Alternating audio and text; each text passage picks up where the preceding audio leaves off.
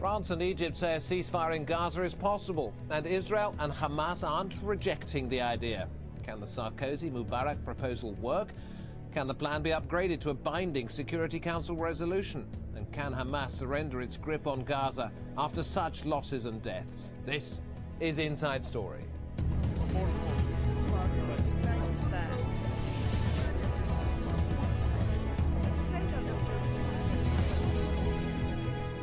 Hello, welcome to the show. I'm David Foster. Top Egyptian diplomats have been meeting an Israeli delegation in Cairo to discuss a ceasefire in Gaza, while separate talks are to be held with the Palestinian Authority as well as with Hamas.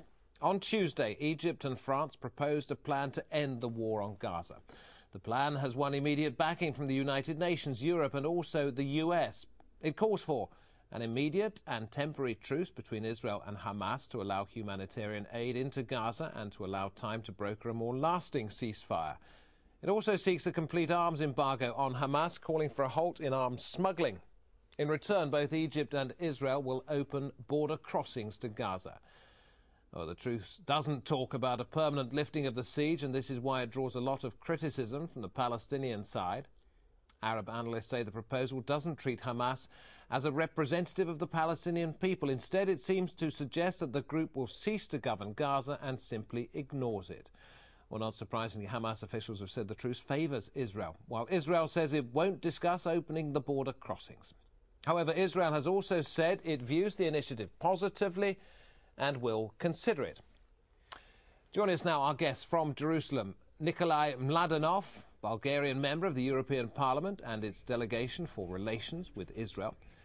In Damascus, Richard Burden, a member of the UK Parliament and chair of the Britain-Palestine All-Party Group. And in London, Abdul Bari Atwan, editor-in-chief of the Arabic newspaper Al-Quds Al-Arabi.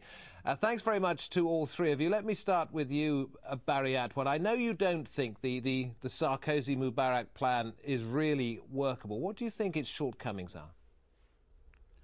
Well, actually, first, Hamas doesn't trust Egypt as honest broker. Hamas was stung before by the Egyptian mediation when Egypt promised something and actually ignore Hamas demands to extend the truce to the West Bank and also to open the Rafah border crossing.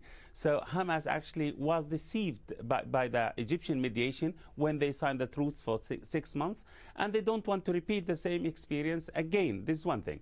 Second thing, this Egyptian initiative, the Egyptian Sarkozy initiative, actually asking for a ceasefire and make Hamas equal to the Israelis. And it is not Hamas who actually attacking the Israelis now. It is the Israeli who are attacking Hamas, attacking the Palestinian population in Gaza. It is one-way war against Hamas and against Gaza. The third important element is, it is very vague